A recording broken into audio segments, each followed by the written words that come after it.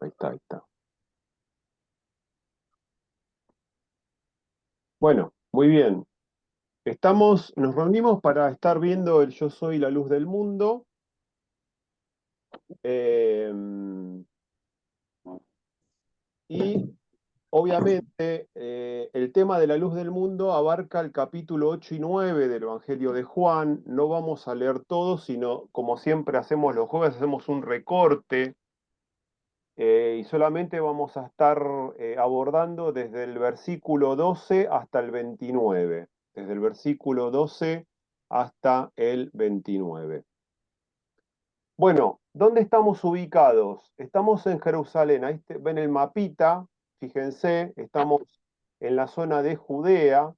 Si miran arriba, ahí dice Galilea, ahí estábamos la vez pasada cuando Jesús dijo, yo soy el pan de vida.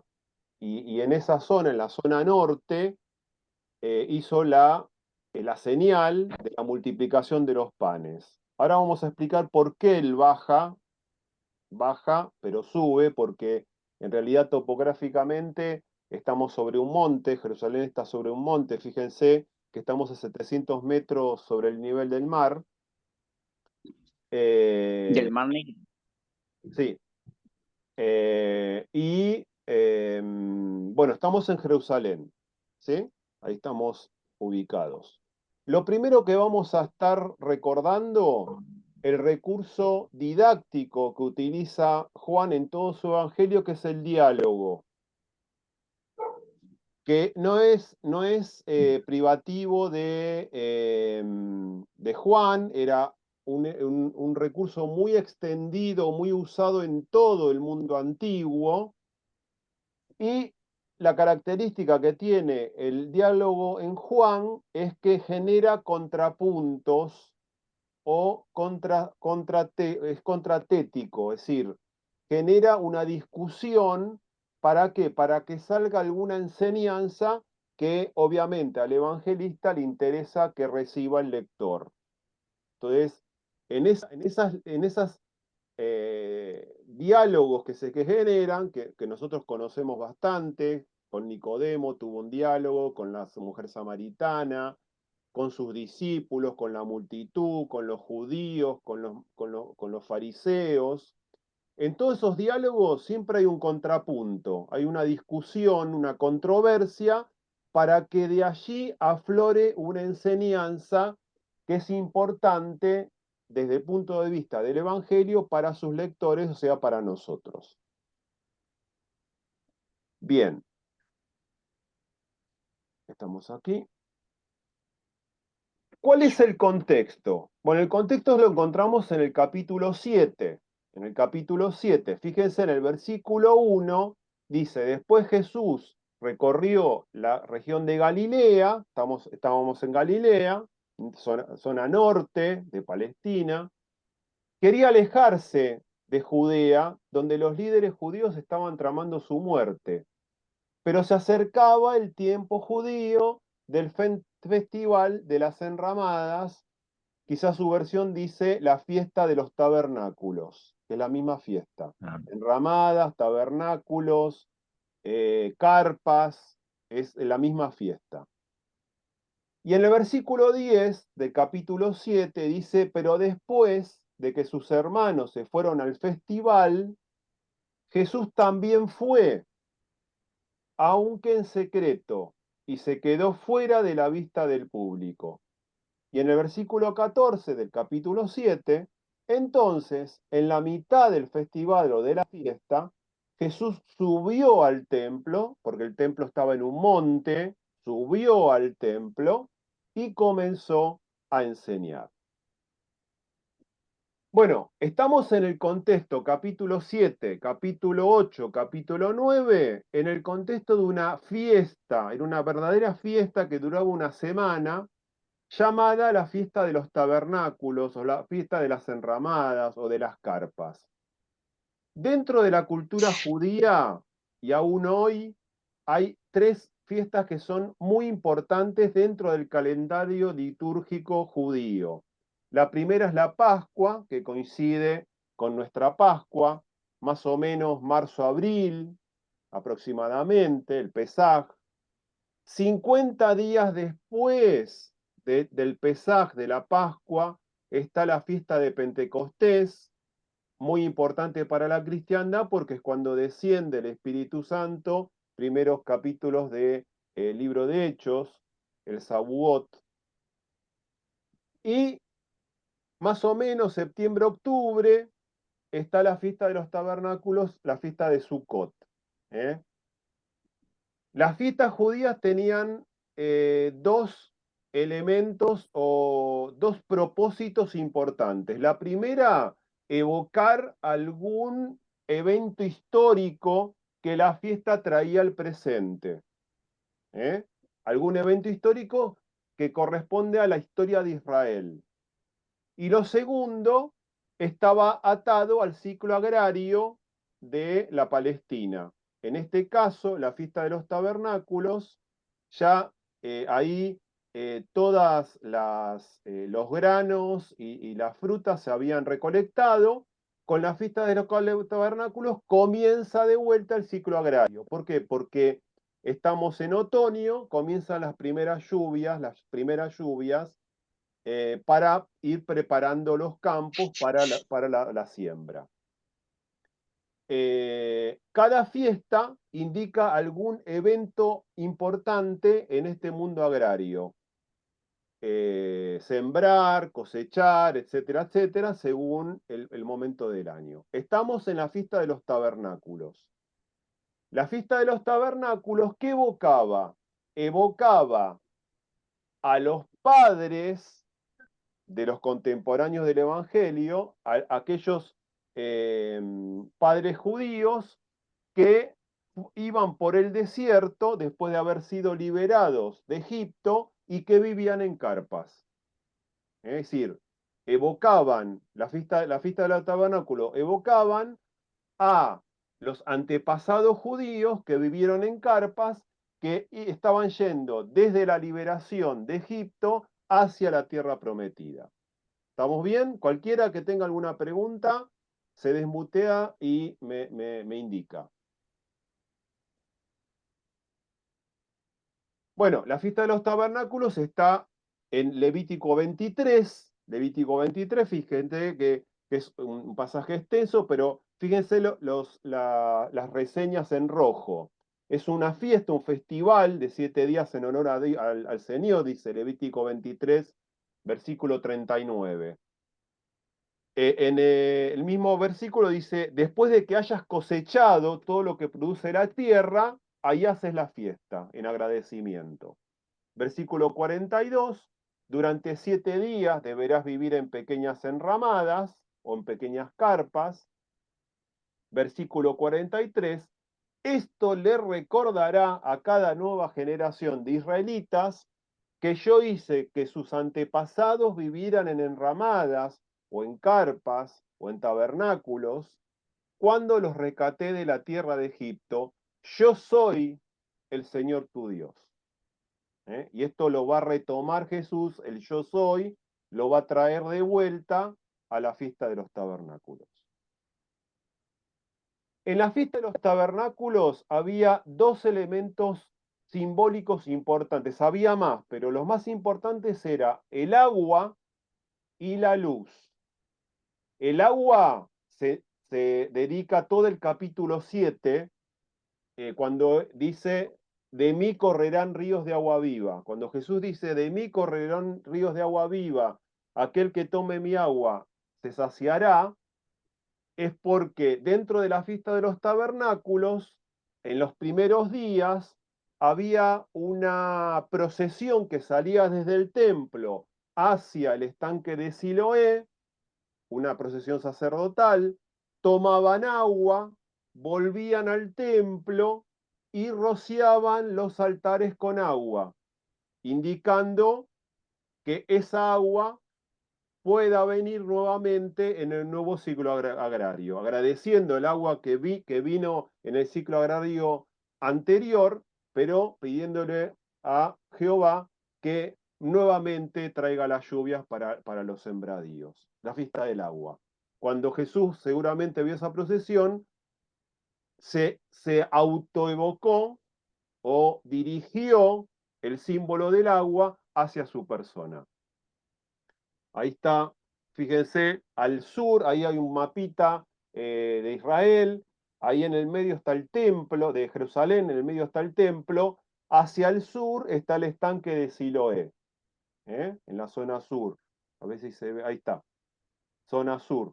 Entonces salían del templo, que estaba más elevado, en procesión iban hacia el estanque de Siloé, tomaron agua y volvían al templo. Ese es el capítulo 7. En el capítulo 8 está el tema de la luz, ¿sí? ¿Por qué? Porque a mediados de la festividad, los sacerdotes ponían antorchas en lo que se llama el patio de las mujeres. Vamos acá. Acá tienen en el lado derecho una maqueta, un diagrama del templo de Jerusalén, y ahí tienen el atrio de las mujeres o el patio de las mujeres. En ese lugar ponían grandes antorchas gigantescas que se veía desde toda la ciudad, ¿eh? indicando, indicando la presencia de Dios, como fue la presencia de Dios en el tabernáculo en el desierto. ¿Se acuerdan? En el tabernáculo del desierto, mientras el pueblo judío vivía en carpas, estaba la nube que se podía ver de noche, indicando la presencia de Dios en medio del pueblo. En la fiesta de los tabernáculos, simbólicamente, se prendían en el patio, en el atrio de las mujeres, grandes antorchas que se veía desde todo el pueblo, desde toda Jerusalén, indicando la presencia de Jehová en el templo. Entonces la luz era muy, muy importante para ello. Ahora vamos a retomar esto, el tema de la luz, a ver cómo Jesús lo resignifica. Bueno, hicimos una pequeña división de este pasaje que hemos recortado con fines pedagógicos para esta clase. La declaración de este yo soy que nos convoca hoy, yo soy la luz del mundo, en el versículo 12. Desde el 13 al 20 nos da un testimonio revelador sobre quién es Jesús, que lo hace a través de un diálogo, como dijimos al principio. Y desde el 21 al 29, ahí está ya empezando a vislumbrar el mismo Jesús su partida y su glorificación. Es decir, su partida, obviamente nosotros ya sabemos la historia, en la cruz, su muerte en la cruz y su ida hacia la presencia del Padre. Bueno, ahí vamos a la declaración. Versículo 12. Jesús habló una vez más al pueblo y les dijo, yo soy la luz del mundo, si ustedes me siguen, no tendrán que andar en la oscuridad, porque tendrán la luz que lleva a la vida. Fíjense que el evangelista, o la sentencia de Jesús, está oponiendo, otra vez esto de generar tensión, de la luz con las tinieblas. Luz y tinieblas. Está evocando evidentemente la iluminación en la fiesta de los tabernáculos, de las antorchas de la fiesta de los tabernáculos, que se proyectaba sobre toda la ciudad. Ahora vamos a indicar, a profundizar un poco esto. Jesús toma este elemento, este símbolo de la fiesta de los tabernáculos, lo resignifica y dice, yo soy la luz del mundo. Yo soy la luz del mundo. ¿Qué indicaba o qué era la luz para el judaísmo? ¿Qué era la luz para el judaísmo? Bueno, para el judaísmo la luz era el templo. Había varios símbolos de la luz. Primero era el templo. En el templo estaba la presencia de Jehová, de Dios. Éxodo 20, ordénales al pueblo de Israel que traiga aceite puro de olivas prensadas para iluminación, a fin de mantener las lámparas siempre encendidas, símbolo de la presencia de Dios. Presencia de Dios, luz. Luz, si hay luz, hay presencia de Dios. Versículo 21 del Éxodo 20, el candelabro estará en el tabernáculo, delante de la cortina interior que protege el arca del pacto. Aarón y sus hijos deberán mantener las lámparas encendidas toda la noche en la presencia del Señor. Esta es una ley perpetua para el pueblo de Israel. En las sinagogas actuales hay siempre prendida una luz o una lámpara, digamos, pero siempre hay prendida una luz que se llama la llama eterna, la Ner Tamid, que recuerda la luz que siempre estaba prendida en el templo. Si ustedes entran a una sinagoga, siempre van a ver una luz prendida. Esa es la presencia para el mundo judío de la llama eterna. Quiere decir que el primer símbolo de luz para el pueblo judío era la presencia de Dios en el templo. Pero también la luz era Jerusalén. Jerusalén como ciudad elegida de Dios, ¿para qué? Para mostrar al mundo la presencia de Dios. Es decir, era la gran antorcha, hablando simbólicamente, de la presencia de Dios en el mundo. Isaías 49, Dios le dijo a su fiel servidor, yo te he enviado para que reúnas a las tribus de Israel y las hagas volver a su patria. Aún esto es muy poco para ti, por eso te pondré como una luz para las naciones y haré que lleves la salvación hasta el último rincón de la tierra. Le está hablando a los que vienen expatriados, le dice, Jerusalén, la reconstrucción de Jerusalén va a ser la luz para el mundo. Y por último, la luz para el pueblo judío es la Torá. Ahora, paréntesis acá. El Evangelio de Juan fue escrito más o menos desde el año 75 hacia el 90, más o menos. En ese periodo de tiempo, no tenemos los datos precisos. Quiere decir que el templo de Jerusalén que Jesús está viendo ya estaba destruido. El templo de Jerusalén del siglo I fue destruido en el año 70 después de Cristo. Quiere decir que el Evangelio se escribe después de la destrucción del templo, por lo cual los judíos sobrevivientes a la destrucción del templo consideraban a la presencia de Dios en la Torá, ya no en el templo porque estaba destruido. Otro paréntesis o nota al pie, imagínense la consternación de los judíos sinceros, devotos, cuando ven el templo destruirse por el ejército romano, que ahí estaba la presencia de Dios, ¿no? Bueno, además, bueno, ¿de dónde lo sacan esto? Salmo 119, 105. Tu palabra es una lámpara, es luz, que guía mis pies y una luz para mi camino. ¿Eh? Nosotros los cristianos también consideramos a la palabra de Dios como luz, como algo que nos ilumina en nuestro transitar cotidiano. Entonces tenemos en la cultura judía la presencia, la luz, desde el templo para el judío, Jerusalén para las naciones, pero ante los eventos catastróficos de la destrucción del templo, a la Torá como, como luz, digamos. Entonces, bueno, obviamente que la luz no solamente es un símbolo para el pueblo judío, sino para todo el mundo antiguo. La luz para otros pueblos es conocimiento, es acceso a información, es un camino de iniciación hacia cierto conocimiento. Si siempre la luz estuvo relacionado con o las deidades o el acceso a conocimiento. En el mundo judío o judaico, la luz estaba relacionada con la persona de Dios. Y Jesús dice, fíjense, porque acá tenemos que considerar la importancia de la sentencia de Jesús. Si la luz es para el judío todo eso, Jesús la resignifica y la lleva a su persona. Yo soy la luz del mundo.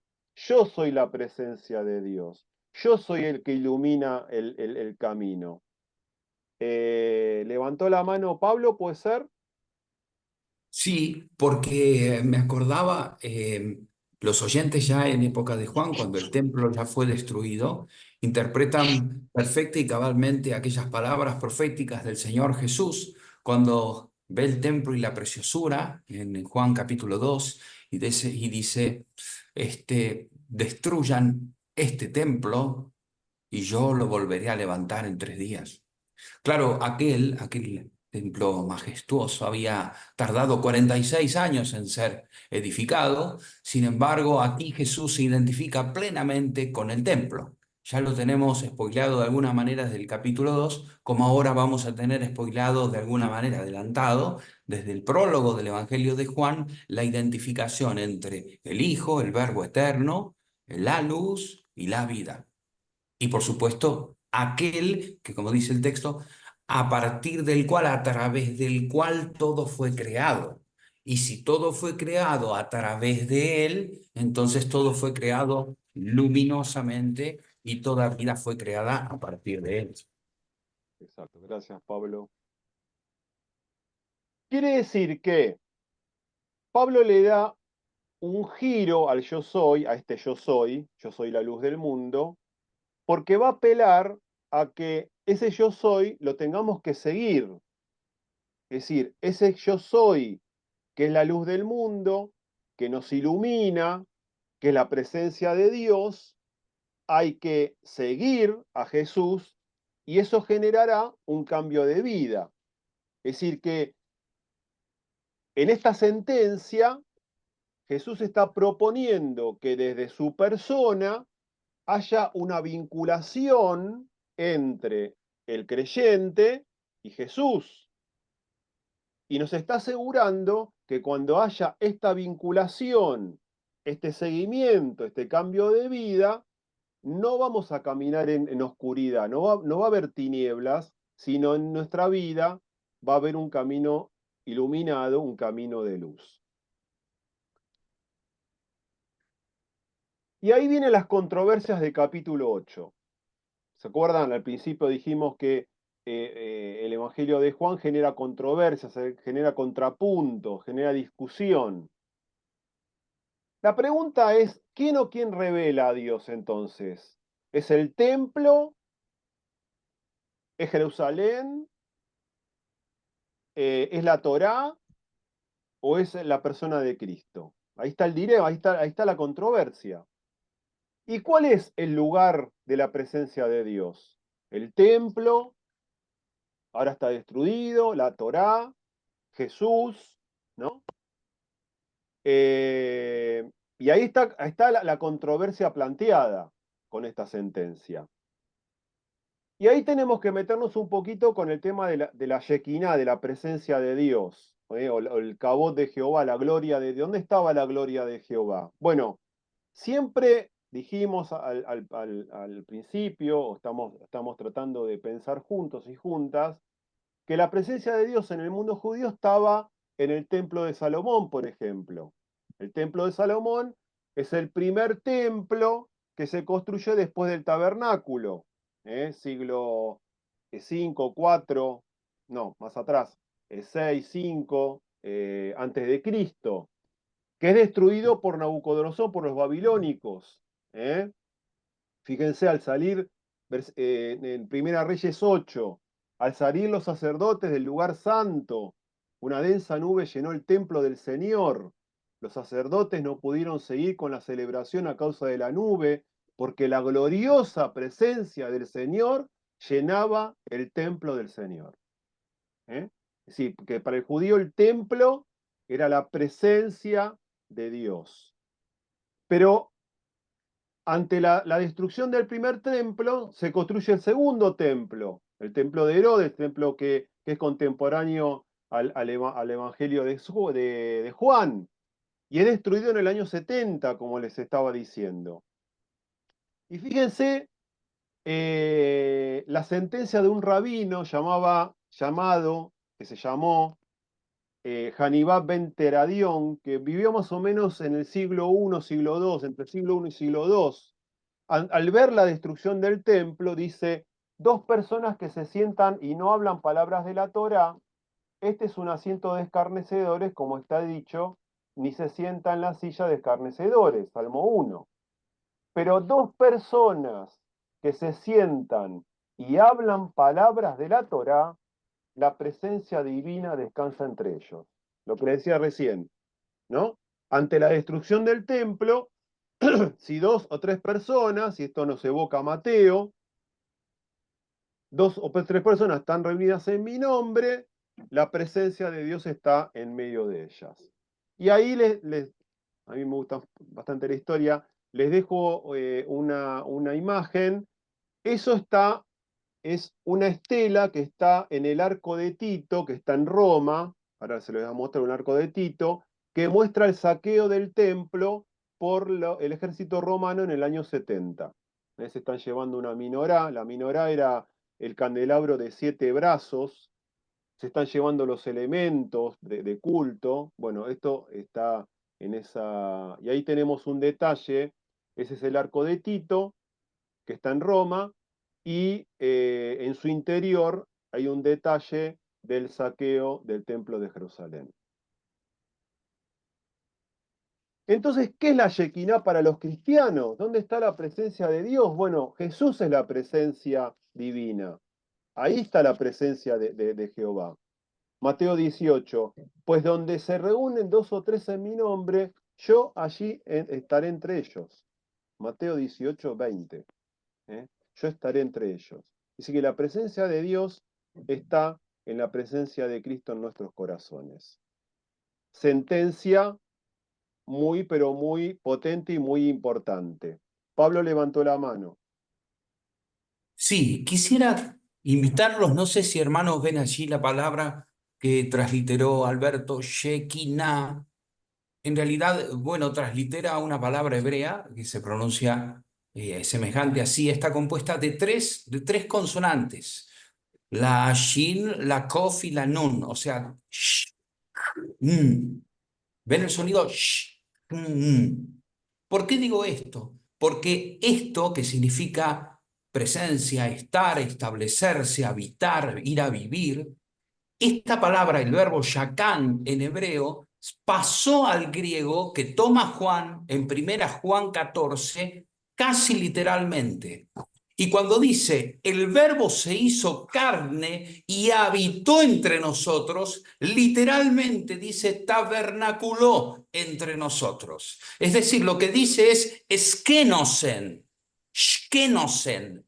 Verán, el verbo skeno en griego significa habitar, vivir, hacer una tienda, una carpa. Y está en absoluta relación etimológica con esta palabra que es Shekinah. El Shakán, de ahí de Shakán, viene Skene, Skenosen. Es decir, que el verbo se hizo carne y acampó entre nosotros. Ahora Alberto va a seguir hablando de eso, pero de alguna manera por eso dice, leemos en Hebreos 1:3, que es el resplandor de su gloria, la luz de su gloria, que literalmente algo así es como el carácter. El carácter en griego se dice, es el carácter, es decir, es la impronta de su sustancia, el esplendor de su existencia, hecho carne, como diría Colosenses 2:8, porque en él habita, como él habita en él, como en una morada, en un cuerpo, la plenitud de la deidad. Bueno, gracias, Pablo. ¿Alguna pregunta hasta ahora? Nota al pie, comentario. Bueno, vamos a pasar a la segunda parte, el testimonio revelador. Y aparecieron los fariseos. Obviamente, cuando da esta sentencia, yo soy la luz del mundo, le enseñaba a la gente, vienen los fariseos, ahora vamos a ver quiénes son los fariseos. Versículo 13, los fariseos respondieron, tú haces esas declaraciones acerca de ti mismo, un testimonio así no es válido. Versículo 14, estamos en el capítulo 8. Estas afirmaciones sí son válidas. aunque las diga de mí mismo, respondió Jesús, pues sé de dónde vengo y a dónde voy, pero eso es algo que ustedes no saben de mí. Ustedes me juzgan con criterios humanos, pero yo no juzgo a nadie. Si lo hiciera, mi juicio sería correcto en todo sentido, porque no estoy Claro, solo. El Padre, quien me envió, está conmigo.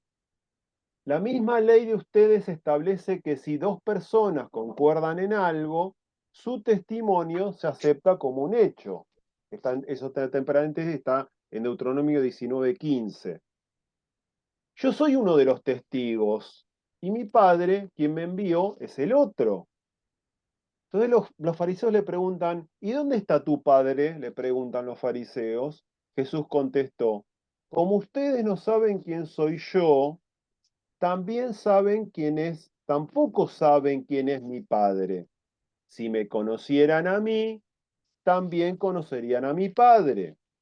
Jesús dijo todo esto mientras enseñaba en la parte del templo conocida como la tesorería, pero no lo arrestaron, porque aún no había llegado su momento, literalmente su hora. Bueno, empezamos por atrás. ¿Dónde estamos ubicados? Seguimos en el atrio de las mujeres. El atrio de las mujeres tenía varias dependencias administrativas. Uno era la tesorería, en donde la gente volcaba sus ofrendas. Y estamos en ese lugar, seguimos en ese lugar, en el atrio o en el patio de las mujeres. Bueno, ¿quiénes son los fariseos? ¿Quiénes son los fariseos? Bueno, los fariseos son un grupo religioso y político. El Imperio Romano tenía una forma de gobernar que ciertas cuestiones administrativas se las delegaba a los lugareños, por lo cual los fariseos tenían algunos cargos políticos, pero eran un grupo religioso. Esta simbiosis entre política y religión era muy común en el mundo antiguo, pero actualmente también es bastante común en el mundo oriental, no así en Occidente. En general, la política en general está separado de lo religioso. Y los fariseos desarrollaron lo que se llama la ley oral. La ley oral era aplicaciones, explicaciones de la ley judía, la Torá, pero que se pasaba de forma oral de generación en generación de fariseos. Es decir, que ellos eran los que interpretaban la ley de Moisés, la Torá, la ley del Antiguo Testamento. Y eran muy celosos de la ley de mosaica o la Torá. Y como dijo Pablo, el segundo templo se construyó, tuvo una construcción de casi 50 años o más. En ese periodo es cuando surgen los fariseos. Es una construcción social y política contemporáneo del siglo I antes de Cristo, siglo I después de Cristo. Bueno, los fariseos reaccionan ante la sentencia de Jesús. Sabían lo que estaba diciendo al decir que era la luz del mundo.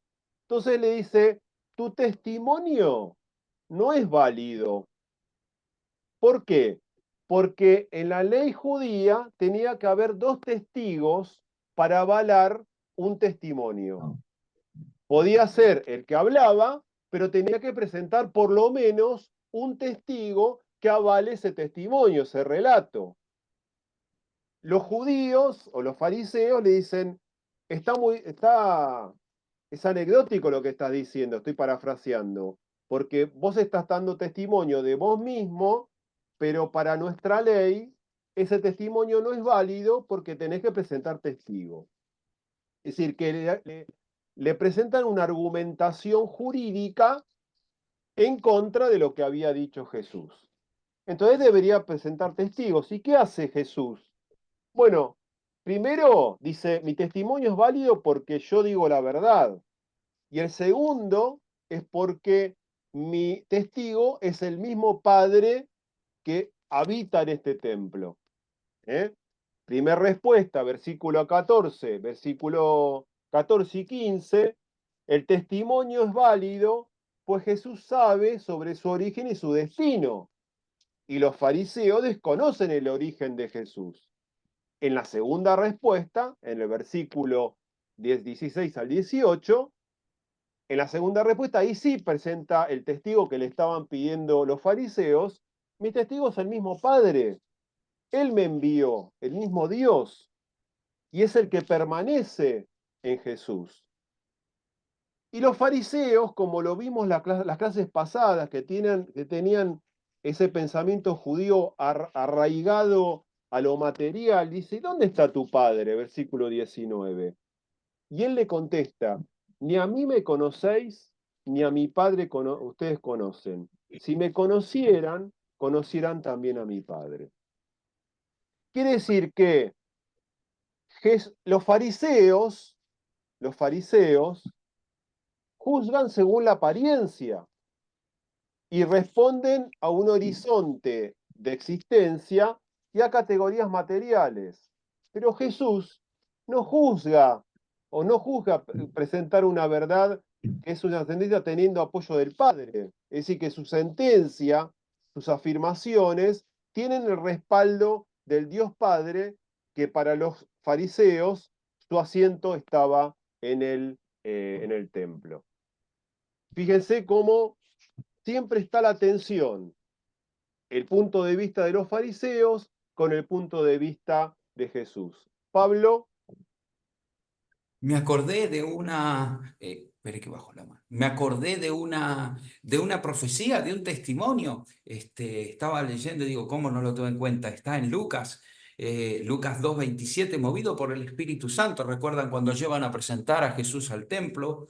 Un anciano, movido por el Espíritu Santo, que le había prometido que no moriría sin ver al ungido del Señor, cuando ve a los padres del niño Jesús que lo traen al templo, versículo 28, lo toma en sus brazos, bendice a Dios diciendo, ahora Señor, despídese tu siervo en paz conforme a tu palabra, porque han visto mis ojos la salvación tuya, la cual has preparado en presencia de todos los pueblos, luz para revelación de las naciones y gloria del pueblo tuyo, Israel. gracias Pablo. Bueno, ¿alguna pregunta con esto? Fíjense que la controversia que se genera con los fariseos, estos fariseos que tenían una forma de interpretar a partir de la apariencia, a partir de la materialidad. Dónde está tu padre? Como le habían dicho en Galilea, este no es el padre de José el carpintero y de María que nosotros conocemos. La misma lógica es. Pero Jesús responde con la verdad y en este caso está respondiendo con el aval de aquel que le envía, que es el Dios Padre. Y ahí ya nos vamos a la última parte de nuestro encuentro, versículo 21 al 29. Fíjense que está dividido por colores. Primera parte en azul, la pregunta de los fariseos, sigue hablando con los fariseos, y la última parte cuando verdaderamente Jesús le dice directamente, yo soy el mismo Dios que ustedes veneran, el Jehová del Antiguo Testamento, yo soy. ¿Eh? Más tarde, Jesús volvió a decirles, yo me voy y ustedes me buscarán, pero morirán en su pecado. A donde yo voy, ustedes no pueden ir. Por lo tanto, la gente, o los judíos, se preguntaban, ¿estará pensando en suicidarse? ¿Qué quiere decir con no puedo ir a donde yo voy? Jesús continuó diciendo, ustedes son de abajo y yo soy de arriba, ustedes pertenecen a este mundo y yo no. Por eso dije que morirán en sus pecados, porque a menos que crean que yo soy quien afirmo ser, y literalmente, a menos que ustedes crean que yo soy, morirán en sus pecados. Y ahí le preguntan, ¿y quién eres? Le preguntaron. Fíjense lo que le preguntan, ¿y quién eres? Jesús les contestó, el que siempre dije que era. tengo mucho para decir acerca de ustedes y mucho para condenar, pero no lo haré, pues digo solo lo que oí desde que me envió y él es totalmente veraz. Pero ellos seguían sin entender que les hablaba de su padre. Por eso Jesús dijo, cuando hayan levantado al Hijo del Hombre en la cruz, entonces comprenderán que yo soy. Y no hago nada por mi cuenta, sino que digo únicamente lo que el Padre me enseñó. El que me envió está conmigo, no me ha abandonado, pues siempre hago lo que a él le agrada. Y está presente otra vez la incredulidad del judío, ¿no? Eh, Fíjense que hay una consecuencia, les está diciendo, hay una consecuencia en la partida física de Jesús para el judío, que cuando él muera y parta al Padre, habrá una ausencia física, le buscarán, pero será inútil. ¿Eh? Es decir, que perderán la posibilidad de salvación, y esto es estar en un vacío de Dios al morir en el pecado. Dice, ustedes van a morir en sus pecados, en su incredulidad, y eso es lo que genera la incredulidad, ¿no? Imagínense por un momento estar en ausencia de Dios, no poder encontrarlo, buscarle, pero no poder encontrarle. Le está diciendo cosas muy tremendas a los judíos fariseos, a estos fariseos. Le está diciendo, ustedes me van a buscar, yo no voy a estar ya, pero no me van a poder encontrar, porque su incredulidad va a impedir esta búsqueda, va a entorpecer esta búsqueda. Quiere decir que nuevamente Juan está oponiendo fe con incredulidad, vida con muerte. La fe trae vida, la incredulidad trae muerte. Y ahí nos vamos a la última parte, cuando le preguntan, ¿y quién eres tú? Le preguntan los fariseos sin entender, seguían sin entender. Y ahí sí remite al Éxodo 3:14, cuando Jehová se le presenta a Moisés y le pregunta, ¿y tú cómo te llamas? Y él le dice, yo soy el que soy. ¿Eh? Jesús se está presentando como el mismo Jehová del Antiguo Testamento. Remite al Jehová del Antiguo Testamento. El lugar en que el hombre puede encontrar a Dios en el mundo es en la persona de Jesucristo resucitado. Y él exhorta a los hombres a encontrar en él mismo al Dios escondido. Hay una conexión, a partir de los dichos de Jesús, entre la cruz y la afirmación yo soy. El lugar de la salvación, el lugar de vida, está en el Cristo resucita, en el Cristo crucificado y resucitado. No sé si ustedes están eh, captando la profundidad de lo que estamos diciendo.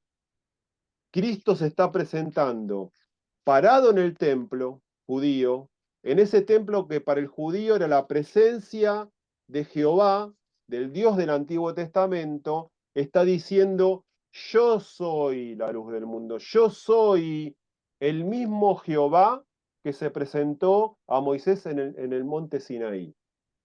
Yo soy que si ustedes son incrédulos, los llevará a la muerte, pero si tienen fe en mí, van a vivir. Y esa incredulidad, le dice Jesús, va a ser el entorpecimiento para que puedan encontrar la salvación. Tienen que tener una conversión, un seguimiento hacia la persona de Jesús para encontrar la salvación. ¿Alguna pregunta, duda, comentario? Y por ahí, Alberto, me acordaba de aquel episodio que me parece que el Señor está evocando aquí, eh, aquel de que también se vuelve a evocar en el capítulo 3 de Números, creo que es 21:9, cuando Dios se pronuncia, hace juicio por la incredulidad del pueblo, por la rebeldía del pueblo, y termina mandándole a Moisés, que contra todo pronóstico, haciendo una excepción, de construir una serpiente de bronce, y la consigna es que todo aquel que la mirase sea curado, sea curado. Y Jesús acá dice que cuando el Hijo del Hombre sea levantado, todo el que lo vea y crea en él será salvado.